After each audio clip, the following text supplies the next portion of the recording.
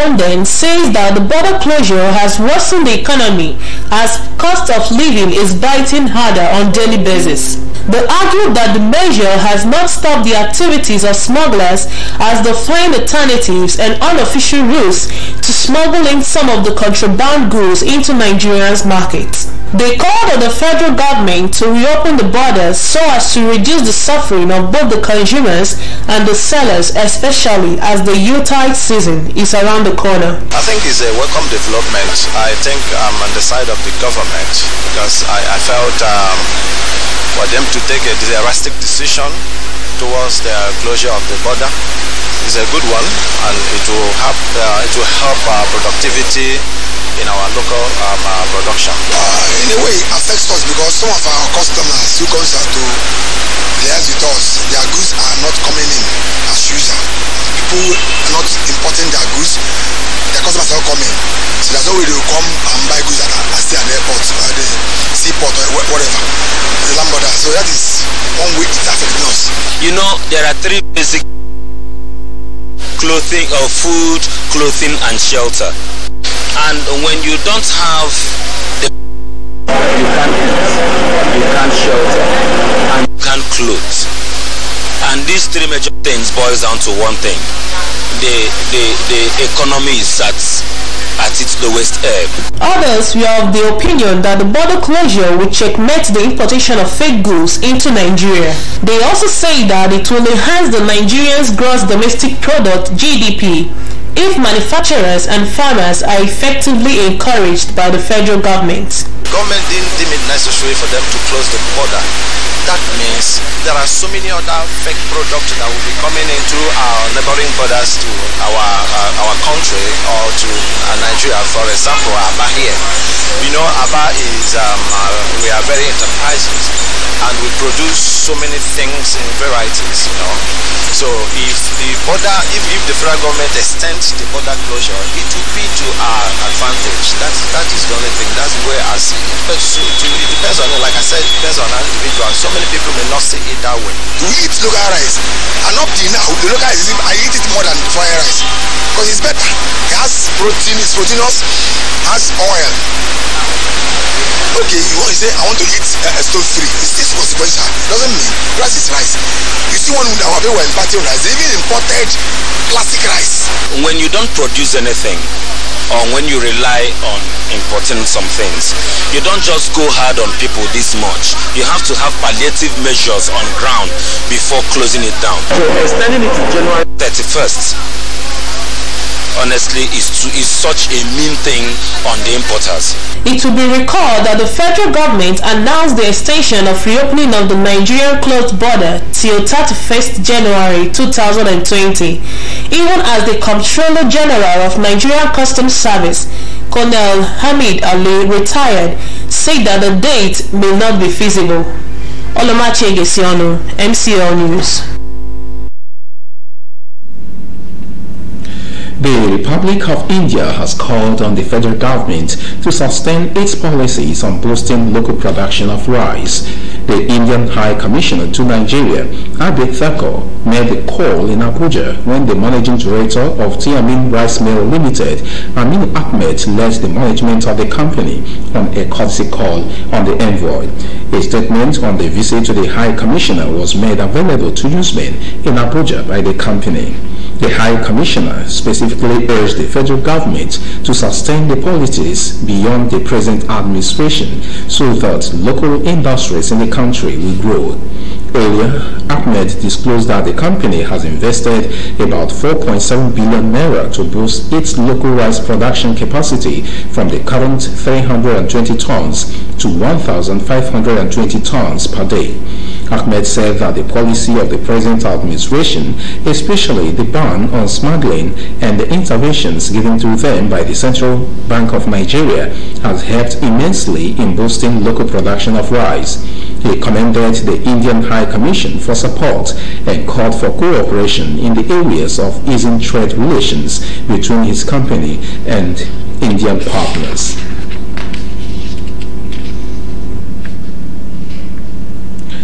4 suspected cultists identified as students of the Abia State Polytechnic Aba have been arrested by soldiers over the alleged murder of their colleague in Aba. The students, Kelechi Stanley, Carlo E.H. Paul, Chiemeka Nwosu and Okoro Prince were alleged to have masterminded the killing of another student at MCC Road, Aba. A source told newsmen that the suspected cultists, who have been hiding after the incident, were arrested when they came to take part in the ongoing semester examination in the school. However, their leader is still at large. Students of the Polytechnic were seen praising the soldiers over their arrest. Commanding Officer, 14th Brigade Ohanfia, Brigadier General Solomon Kumabai confirmed the arrest of the suspected cultists, adding that they will be handed over to the police.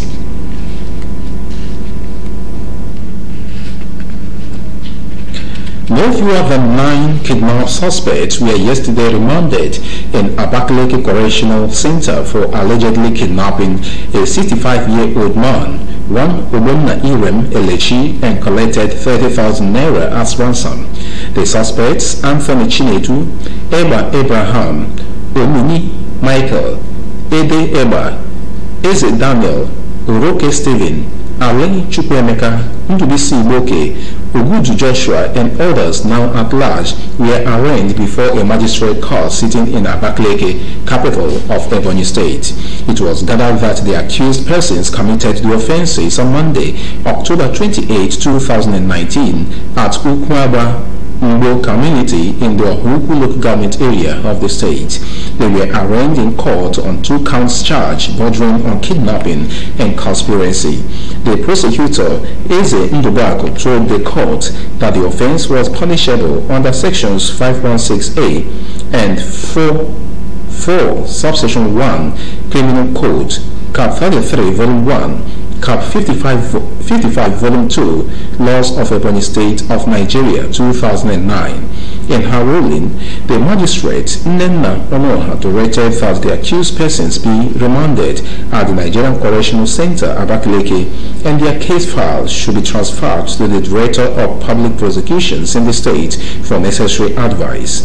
Meanwhile, the matter was adjourned till November 21 for report of compliance.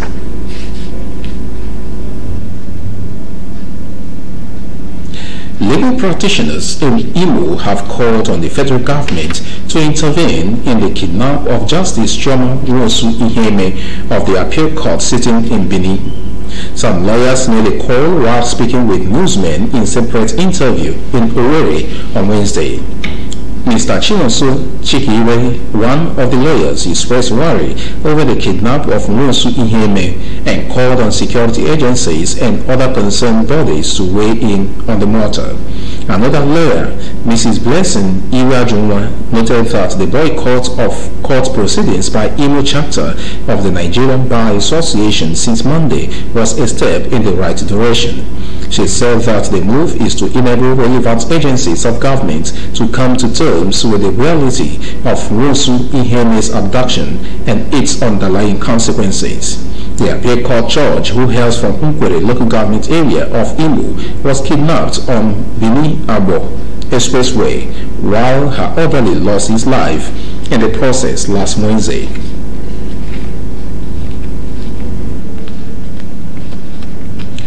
Justice Ijoma Ojukwu of the Federal High Court in Abuja Wednesday issued the warrants for the release of the convener of Revolution Now protest, Mr. Omoyele Sowore, and his co-defendant, Olawole Bakare, from the custody of the Department of State Services.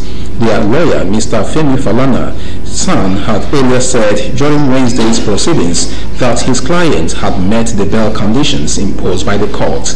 Both Sowore and the defendant had been in the custody of the DSS for over 90 days. Falana said on Wednesday that the warrants for the release of the 2 defendants were served on the DSS in Abuja on Wednesday after the judge signed them. He said the warrant had yet to be complied with by the DSS.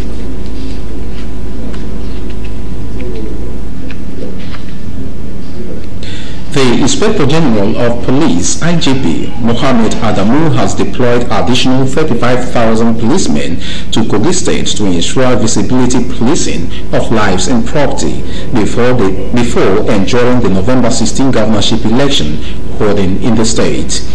Kayode Ayilara, the Assistant Commissioner of Police in charge of operation in the state, announced this in Lokoja on Wednesday. The police chief disclosed these while responding to concern raised about the neutrality of the police in a coming election at an event organized by a non-governmental organization, Search for Common Ground. He said that the deployed policemen will arrive the state on November 11, saying that they are coming from Abuja and other states. Ayilara said that armed policemen will also be positioned at identified strategic areas in the state to ensure quick response to any emergency. He said that 4 policemen will be deployed to each of the 2,548 polling units in the state, assuring citizens of police neutrality in their conduct before and during the election.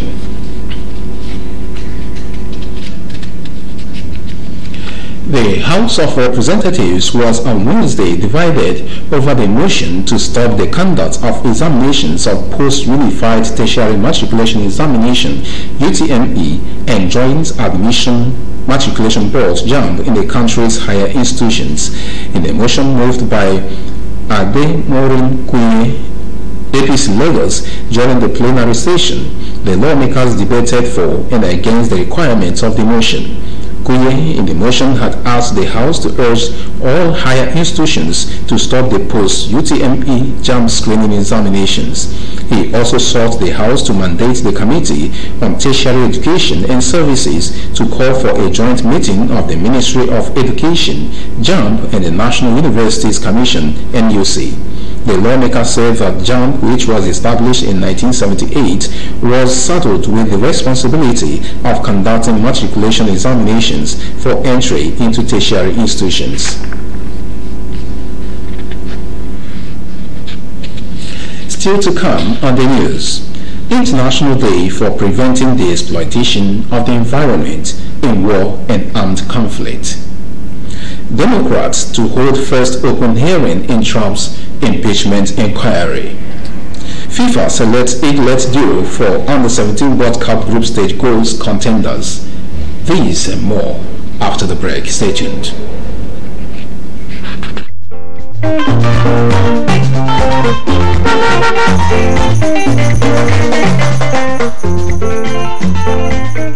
Do not deface Abia State with posters.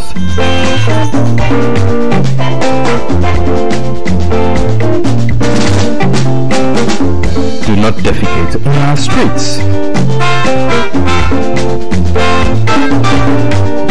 Do not litter Abia State.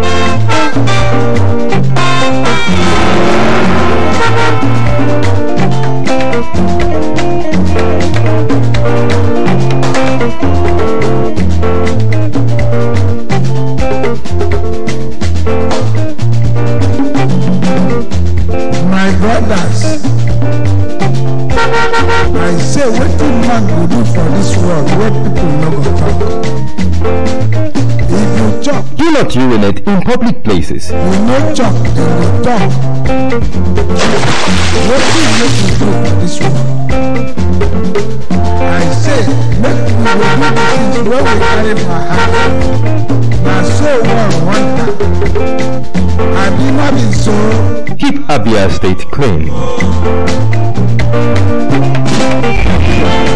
This message is brought to you by MCLtv.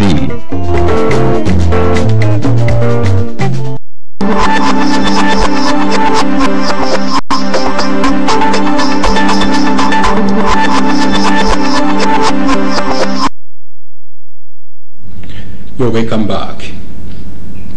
November 6th is a day set aside by the United Nations for preventing the exploitation of the environment in war and armed conflict. It aims at creating an opportunity to reflect on the role of war on damaging natural environment. It is also aimed at finding ways to limit environmental destruction caused by armed conflict. In this spotlight, MCL News takes a look at the issues surrounding war and armed conflict, as well as how it affects the environment. The report.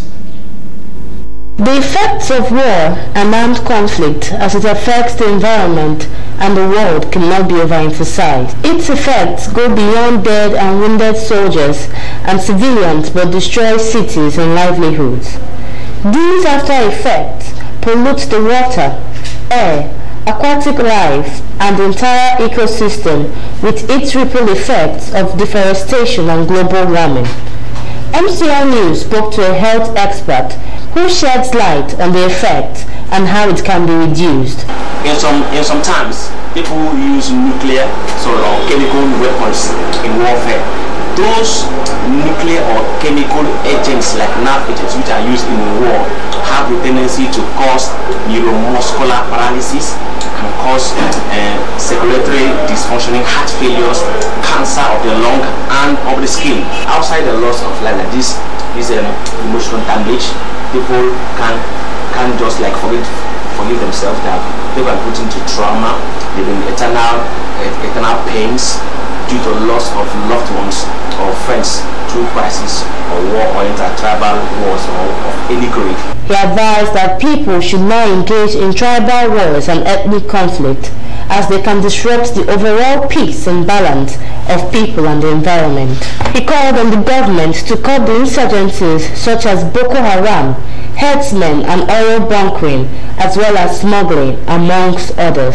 There is super need for government to do a lot to sensitize us on the negative effects of war, violence and crimes in our society. I think you and I have a role to play in that sensitization. There is no benefit in war. Absolutely no benefit in crisis and war, and no benefit in violence.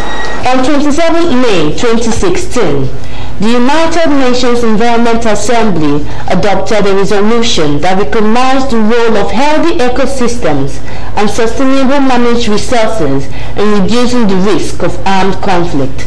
It also reaffirmed its strong commitment to the full implementation of the 2030 Sustainable Development Goals.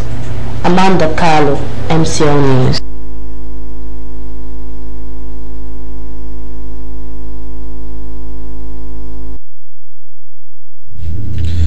Democrats will hold the first open hearings in Congress next week as part of the impeachment inquiry against U.S. President Donald Trump.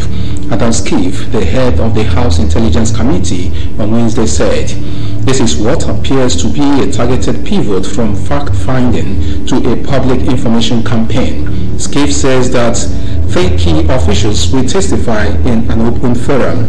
On November 13, the interim ambassador to Ukraine, William Taylor, will be questioned, and on November 15, the committee will publicly depose Marie Yovanovitch. Yovanovitch is the former ambassador to Kiev who was pushed out by Trump. Judge Kent, a diplomat, will also testify. The impeachment inquiry is focused on whether Trump and his agents pressured Ukrainian President Volodymyr Zelensky to open a probe into Joe Biden, the president's political rival, in return for military aid. Democrats accuse the president of abusing power for personal gain, alleging that he was seeking bent on Biden to give his own political campaign a boost.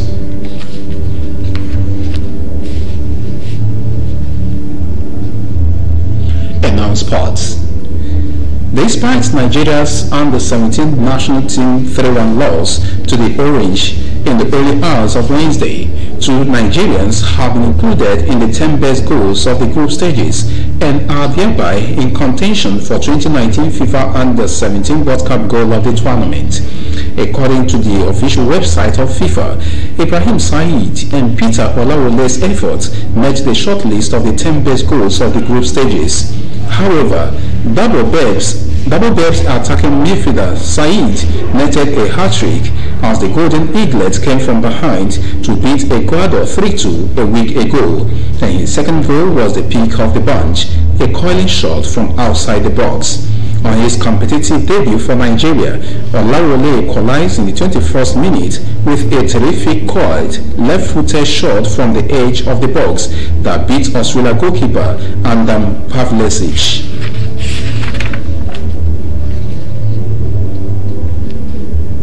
The two-time African champions, Nigeria picked a ticket for the 10th edition of the Global Finals after finishing second behind Senegal at the Beach Soccer Africa Cup of Nations staged in Egypt in December last year.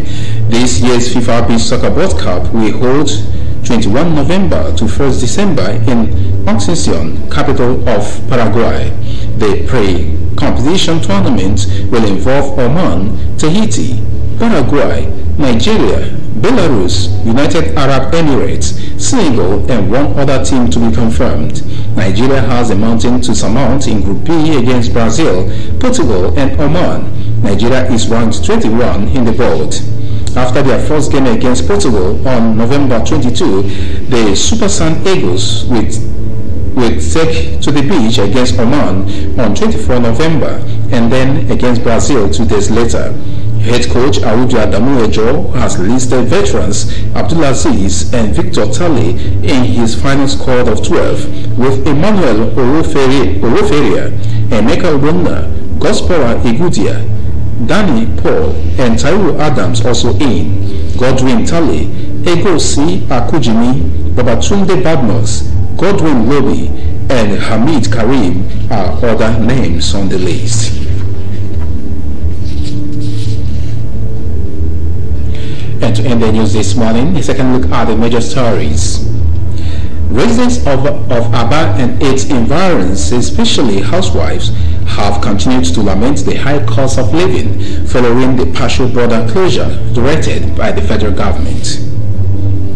No fewer than 9 kidnapped suspects were yesterday remanded in Abakaliki Correctional Center for allegedly kidnapping a 65-year-old man, one Owenna Irem Elechi, and collected 30,000 naira ransom. The two-time African champions, Nigeria, picked a ticket for the 10th edition of the Global Finals after finishing second behind Senegal at the Beach Soccer Africa Cup of Nations stage in Egypt. Thanks for being part of the news. I am Jonah Oji. Have a good morning.